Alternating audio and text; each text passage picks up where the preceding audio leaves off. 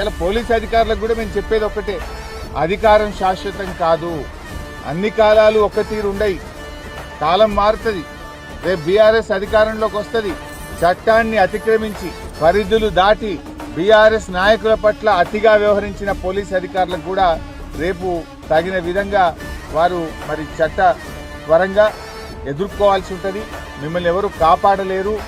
మీరు తాత్కాలికంగా పోయి మీ పోస్టింగ్ల కోసమో ఇంకో దానికోసమో పోయి తప్పులు చేస్తే మాత్రం రేపు మీరందరూ కూడా రేపు చట్టపరంగా శిక్ష తప్పదు. మీకు చట్టపరంగా కేసులు ఎదుర్కోవాల్సి వస్తుంది.